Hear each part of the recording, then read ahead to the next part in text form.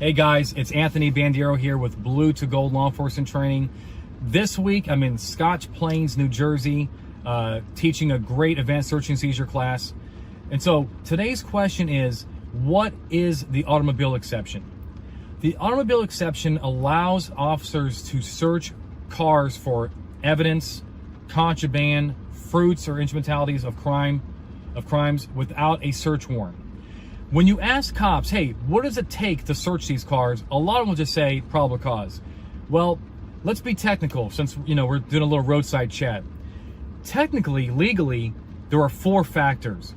1, probable cause. What probable cause do you have to search the vehicle, right? And it only takes a fair probability that evidence will be found in a car, not absolute certainty. Number 2, not on curtilage.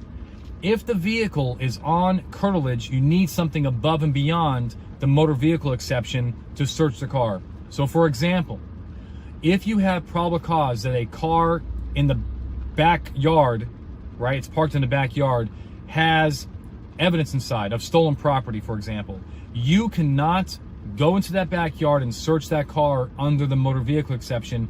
You would need something else. The homeowner's consent. Or exigency. Let's say, for example, the person is about to get into the car and drive away. That seems like you have exigency, so you'll be able to stop the car, detain it, and search it, or go get a warrant. Number 3, apparently mobile. Now, what this means is that the vehicle has to appear that it can run and drive. But it doesn't mean that it actually has to be able to run and drive like right this second. So for example, if the car needs, it has a flat tire, dead battery, or gas, then you can still search it. I like to say if AAA can get that car moving, then you can search it under the automobile exception. What about the situation where you search the car, but find out later that there was no way it was going to run? So for example, you didn't know, but it didn't have a carburetor.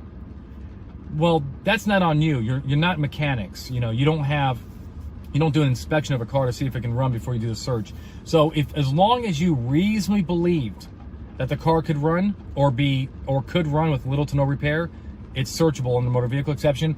And finally, the last element is you can only search the car in the same manner as if the judge gave you a warrant.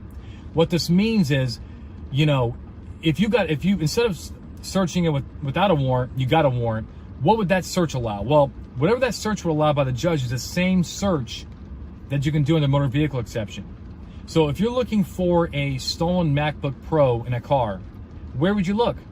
Under the seat, trunk, backpack, eyeglass case?